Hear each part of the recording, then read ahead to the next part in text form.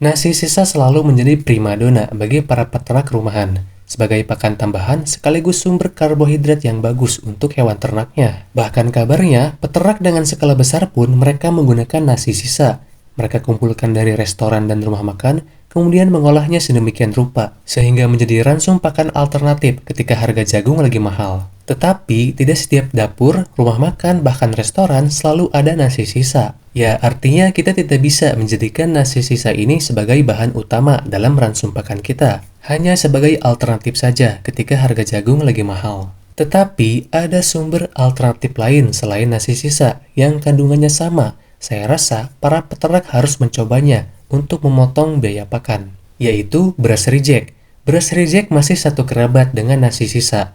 Beras reject mudah didapatkan. Sobat semuanya tinggal pergi ke toko beras dan menanyakannya. Saya beli beras reject ini dengan harga 6.000 per kilo. Tetapi di toko beras lain ada yang menjualnya 8.000 per kilo. Silahkan sobat semuanya mau beli di toko yang mana. Pada dasarnya, beras reject tidak layak dikonsumsi oleh manusia karena memiliki jamur yang sangat banyak. Beras reject biasanya dijual di toko sembako ataupun toko beras. Karena toko tersebut biasanya menyimpan beras dengan waktu yang cukup lama, sehingga berjamur, entah itu di gudang ataupun di displaynya. Di video kali ini, saya akan melakukan percobaan selama 5 hari untuk mengejar bobot ayam kampung saya, menggunakan beras reject sebagai bahan pakan utamanya. Nah, pertanyaannya, bagaimana sih cara mengolah beras reject ini agar aman dikonsumsi oleh ayam? Terus, apakah bisa mengejar bobot ayam kampung menggunakan beras reject ini? Untuk menjawab pertanyaannya, tonton sampai habis ya sobat semuanya agar kita tahu seberapa hebat beras reject ini.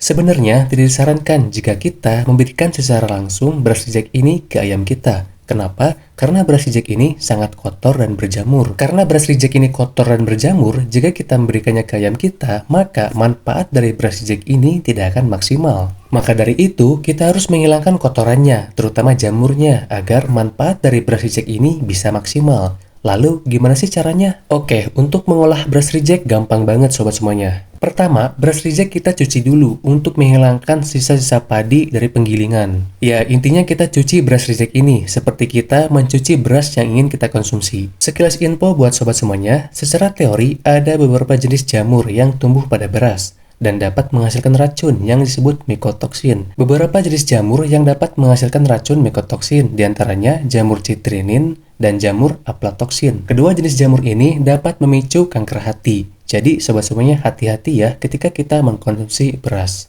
Dan jangan sampai beras-beras kita pada berjamur. Beras yang berjamur kita berikan saja ke ayam sebagai pakan alternatif.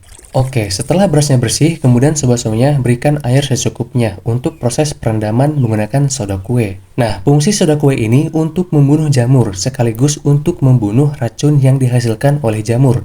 Ataupun sobat semuanya bisa juga menggunakan cuka. Nah, kedua bahan ini bisa kita manfaatkan untuk membersihkan beras reject dari kotoran dan jamur. Silahkan sobat semuanya pilih salah satunya. Di sini saya menggunakan cuka.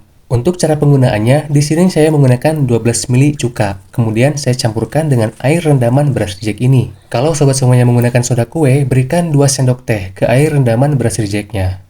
Oke, setelah ditambahkannya cuka, jangan lupa sobat semuanya aduk-aduk, lalu diamkan selama 30 menit. Dan jangan lupa ditutup. Setelah proses perendaman selama 30 menit, sobat semuanya siapkan alas yang nantinya kita jemur beras reject ini dengan tujuan untuk menghilangkan kadar airnya. Jemur beras reject ini sampai benar-benar kering. Jika cuaca tidak mendukung untuk menjemur beras reject ini, sobat semuanya bisa mengsangrainya menggunakan api kecil saja agar tidak kosong. Dan ini hasilnya sobat semuanya, berasnya bersih dan juga kering. Beras ini siap untuk digunakan untuk campuran pakan slab mix kita. Untuk memastikan jamurnya benar-benar mati, sobat semuanya harus menjemurnya sampai benar-benar kering. Loh, kenapa? Karena jamur itu bisa mati ketika dipanaskan, seperti sangrai ataupun dijemur. Oke, selanjutnya kita bikin pakan slab mixnya untuk pembesaran ayam kampung saya. Di sini saya menggunakan beras reject sebanyak 3 kilo sobat semuanya. Dan ini saya tambahkan konsentrat pedaging sebanyak 2 kilo. Kemudian saya tambahkan dedak 1 kilo. Dan saya tambahkan top mix dan juga Hydra Bro sesuai dengan komposisinya ataupun sesuai dengan anjurannya. Lalu kita aduk-aduk sampai merata. Loh bang, kenapa gak pakai jagung? Sesuai dengan konten judul kita kali ini sobat semuanya, komposisi jagungnya kita ganti dengan beras reject karena beras reject harganya itu relatif lebih murah daripada jagung. Beras reject biasanya di angka 5 sampai 7.000 per kilonya. Tiap daerah harganya beda-beda. Bersyukur jika daerah Anda banyak lahan pertanian, biasanya harganya akan lebih murah. Tetapi jika daerah Anda tidak banyak lahan pertanian, saya kira harga beras reject masih bisa bersaing dengan harga jagung yang lagi mahal. Oke, pakan salad mixnya sudah jadi, sobat semuanya simpan di tempat yang tertutup. Dan ini sobat semuanya, ayam kampung yang nantinya akan saya lakukan percobaan dengan menggunakan pakan salad mix yang kita buat tadi, dengan bahan utamanya yaitu beras reject. Ayam kampung ini tipe pedaging sobat semuanya dengan jenis sengkuni dan juga jenis merawang. Ini usianya baru 2 bulan dan masih bisa bertumbuh besar lagi. Untuk membuktikan bahwasannya pakan salad mix yang kita buat tadi dengan bahan utamanya yaitu beras reject bisa mengejar bobot ayam, tentu sobat semuanya kita timbang dulu ayam-ayam ini sebelum kita lakukan percobaan. Ayam yang akan saya timbang tidak semuanya, hanya perwakilannya saja, sekitar 2 jantan dan 4 betina, dan bobotnya menurut saya yang paling bagus. Pertama, kita timbang ayam jantan sekuning dulu. Ayam jantan sekuning ini bobotnya di angka 1,640. Kemudian ayam jantan merawang dengan bobot 1,470. Dan ini ayam betina jenis sengkuni dengan bobot 1,545. Betina sengkuni lagi dengan bobot 1,526. Dan betina sengkuni yang ketiga dengan bobot 1,420. Dan ini ayam betina yang paling ringan dengan bobot 1,125 dengan jenis ayam rawang. Dan ini ayam yang kita timbang tadi sobat semuanya sebelum kita lakukan percobaan. Oh iya, sebelum saya timbang tadi sobat semuanya, ayam-ayam ini belum makan ya. Ini pagi hari, saya belum kasih makan. Dan sekarang saya akan langsung kasih makan dengan pakan yang kita buat tadi. Di hari pertama percobaan kali ini, saya harap ayam-ayam ini tidak kaget ya dengan pakan yang berbeda. Di sini untuk takarannya saya kasih pakan seperti semi los saja sobat semuanya, karena kita tidak tahu kapan ayam ini kenyang. Sedangkan tujuan kita untuk mengejar bobotnya, ya tetapi saya kasih pakan semampu ayam makan aja.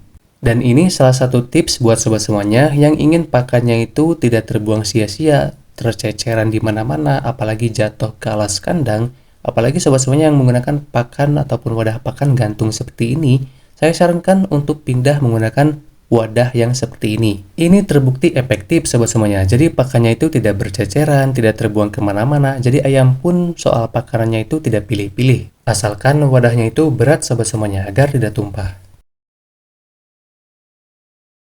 Pakan sebanyak 6 kilo sobat semuanya, sekarang tinggal segini nih pakannya. Pakan racikan ini saya berikan bukan hanya untuk ayam percobaan, tetapi saya berikan juga untuk ayam Arab, burung kalkun, dan ayam-ayam yang lainnya. Perkiraan pakan yang dihabiskan oleh ayam percobaan paling tidak sebanyak 3-3,5 kg teman-teman. Oke, sekarang kita timbang kembali bobot ayam percobaannya. Ini ayam jantan pertama sobat semuanya, beratnya itu bertambah 1,805 kg. Dan ini jantan kedua beratnya itu 1,690 sobat semuanya, itu bertambah juga. Dan ini betinanya itu di angka 1,580. Dan betina kedua itu di angka 1,645. 645 ya. Dan ini betina ketiga sebanyak 1,575 kg. Dan ini betina yang paling ringan kemarin sobat semuanya, sekarang dia bertambah beratnya jadi 1,320 kg.